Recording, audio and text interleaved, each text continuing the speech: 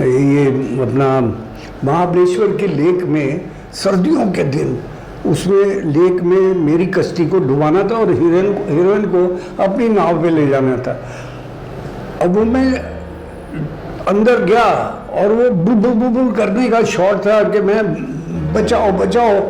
तो एक्चुअली मुझे स्विमिंग आती नहीं थी, लेकिन मैं डर के हमारे प्रोड्यूसर डायरेक्टर को नहीं बोल रहा था कि मुझे निकाल देंगे, मेन विलन हूँ तो मुझे निकाल देंगे।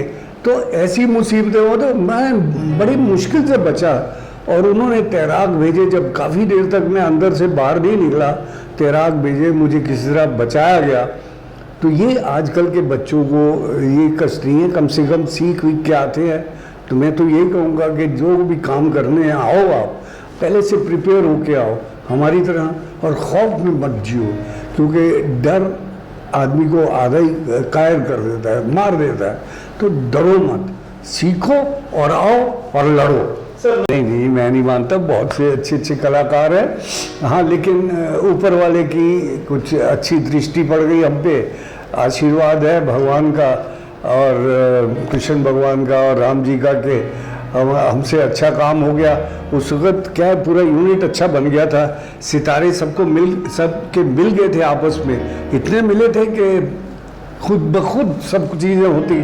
और याद रखिए, मुगल आजम बनती नहीं या मदर इंडिया बनती नहीं, बन जाती है, कोई बनाता नहीं है इसे, ऊपर वाले का हाथ होता है। इसी तरह महाभारत भी बन गई और दोबारा नहीं बन सकती, ऐसी ये तो फैक्ट है।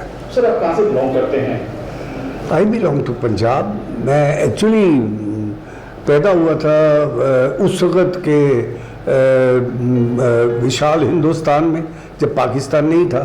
तो मैं बहुत छोटा था, गोद में था जब मेरे पिताजी लाशों के बीच में हमको उठा के लेके आए थे। अब वो पाकिस्तान हो गया है, लेकिन मैं उस अखंड हिंदुस्तान से ताल्लुक़ रखता हूँ जो उस वक़्त का महाभारत हुआ करता था हमारा। और काफ़ी दूर दूर तक हमारी टेरिटरी थी। और फिर अंग्रेज़ आए, अंग्रेज़ों ने हमें बांट दिया, कुछ लोगों ने हमें बांट दिया, और इस तरह हम हमारे देश के टुकड़े टुकड़े हो गए और हम इस अपने भारतवर्ष में आ गए। सर, महाभारत की बात करें, आप बहुत कम कैमरे के सामने रहते हैं, इसलिए हम आपसे जानना चाहेंगे, आप दर्शक से जानना चाहेंगे जो महाभारत का किरदार जो मिला उसके वाक्य की बात करना चाह रहे हैं आपसे। कैसे मतलब आपको एक हादसा था, आप खुद जानना चाहते थे उस टाइम में, कितना कास्टिंग कैसे होती थी? नहीं, कास्टिंग तो मैं खुद डायरेक्टर था, पूरी महाभारत की कास्टिंग मैंने की थी। तो कास्टिंग मैंने की थी, मैं सब कैरेक्टर्स को जब ढूंढता था तो 3-3, 4-4 कैरेक्टर्स को मैं फाइनल करके रखता था। उनमें से हमारा सारा डायरेक्शन और राइटर टीम बैठती थी हम लोग, और हम लोग उनमें से एक लड़का सिलेक्ट करते थे या लड़की सिलेक्ट करते थे। तो सारे कैरेक्टर हो रहे थे, लेकिन शकुनी का अभी तक बॉसेस मेरे बता नहीं रहे थे। तो चोपड़ा साहब से मैं बाद में काफ़ी, अब जब शकुनी का रोल आने लगा और गांधारी की शादी होने वाली थी, तो मैंने बोला भाई आप बताइए मुझे कौन कर रहा है, क्योंकि उसको कैरेक्टर को बनाना पड़ेगा मेरे को। मिल भी रहा था शकुनी? नहीं, मिल गए थे, मेरी तरफ से हो गए थे 2-3 लोग, लेकिन उन्होंने कहा अंत में मुझे कहा कि नहीं तुम ही कर रहे हो, क्योंकि उससे पहले मैंने इनके साथ एक और सीरियल किया था जिसका नाम था बहादुर शाह जफ़र। तो बहादुर शाह जफ़र में मैंने ब्रिटिश का रोल किया था, जनरल मटकाफ का।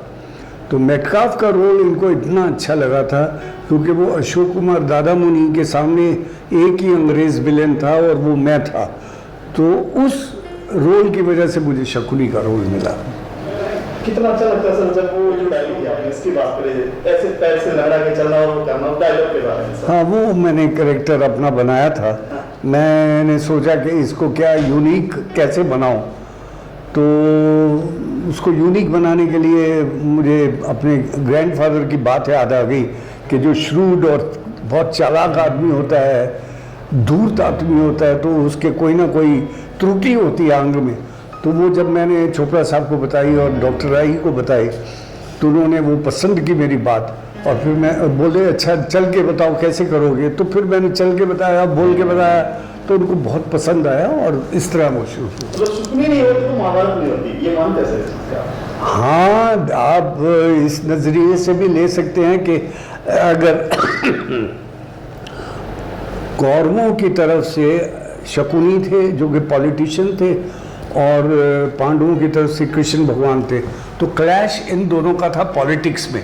जो राजनीति या कूटनीति या धूर्तता जो चलती थी इन दोनों के ही बीच में चलती थी, और बाकी फौजें थी, बाकी लोग इनको मान के चलते थे, और जो कि पीछे से मगर कमान इनके हाथों में होती थी। सर गोफी जी अगर कलाकार मिलते तो क्या होते? नहीं, यहाँ तो फिर मेरी दो ही चीज़ें थी। यहाँ तो मैं फौज में होता, मेरे दो ही एम्बिशंस थे। मैं यहाँ फौज में होता, मतलब वायुसेना में पायलट होता, और यहाँ फिर मैं फिल्मों में होता। यही दो चीज़ें। मतलब पंजाब से बॉलीवुड का सफर कैसे हुआ, पंजाब से यहाँ? नहीं, जब पार्टीशन हुआ तो हम रिफ्यूजी हो गए थे। तो हमारे पिताजी पहले दिल्ली आए, दिल्ली से फिर हम बॉम्बे आए। तो दिल्ली और बॉम्बे के बीच में हमारी एजुकेशन रही। तो उसी में ही, क्योंकि हम सारे विस्थापित थे, कोई मतलब हमारा कुछ ठिकाना नहीं था। तो जो कुछ भी है, पिताजी ने आके यहाँ पर सर्विस की या जैसा भी काम किया, जो भी किया, बिजनेस किया, उसके बाद हम लोगों को पढ़ाया लिखाया। तो दिल्ली और बॉम्बे के बीच में हमारा सफ़र रहा। बीच में मैं इंजीनियरिंग करने चला गया था जमशेदपुर, टाटा नगर, और बीच में इमरजेंसी में मैंने फ़ौज भी ज्वाइन की, और मैंने 2 वॉर भी लड़ी, 1962 चाइना और 65 पाकिस्तान वॉर। तो इस तरह करके सफ़र। फिर बाद में एंड ऑफ 60s में मैं जब शिफ्ट हुआ बॉम्बे, तो फिर ये तो डिज़ायर थी मेरी शुरू से, मुझे ज़बरदस्ती इंजीनियरिंग में पिताजी ने भेज दिया था, लेकिन मैं बनना चाहता था डायरेक्टर और प्रोड्यूसर और एक्टर। तो मैं फिर अपनी जगह पे आ गया। तो यहाँ पर फिर असिस्टेंटशिप की, और करते करते आज आपके